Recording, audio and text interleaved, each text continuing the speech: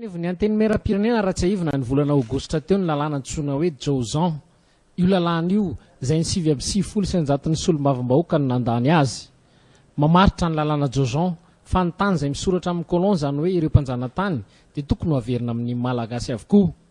Io lalàna io anefa rehefa tonga teny anivon'ny HCC nandalo ilay antsoina hoe contrôle de constitutionnalité, izany hoe jerenana mifanaraka na tsy amin'ny lalam-panorenana dia nilavin'izy ireo izany.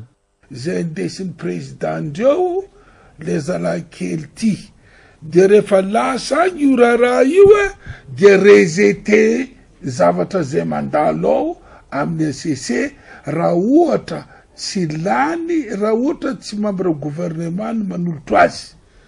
Eto dia président isorana izy dia laza iny ta 28 juin tamin'ny bonne année zay vitavitaka teto.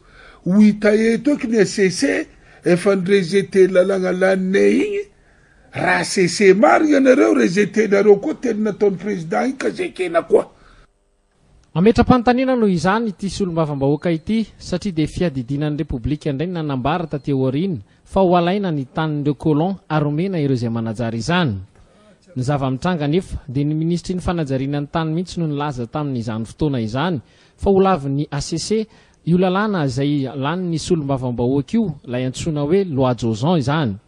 Mangataka noho izany ity solombavam-bahoaka ity izay nanao ny lalàna ihany koa mba ilaza ny ministry ny fanajariana ny tany fa ho laviny io fanambarany ny filoham-pirenena io. Rehefa nandeha iny lalàna iny tamin'ny assemblée tato dia laza ministre d'État nilaza hoe io lalàna nareo avy amin'ny HCC rejeté, tenin'ny ministre d'État zany.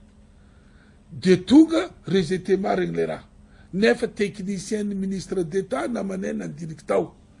Miangavy ministre d'État koa za mba hiteny amin'ny télé koa amin'ny radio rejeté président raha nataonao ie.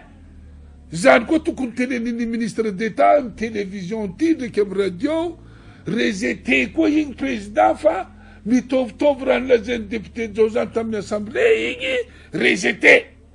Za miangavy anao ministre d'État mahita ty télé ty hiteny zany amin'ny télé ndraiky rejeton ohatra nataonao tamin'ny assemblée hoe rejeté io, tenenao amin'ny télé koa président koa rejeté président teny nataonao io.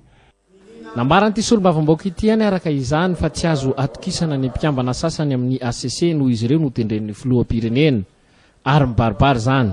Taka izany ihany koa ny CENI hoy izy satria dia efa hita taratra ny tsy fisian'ny fahaleovantenan'izy ireo.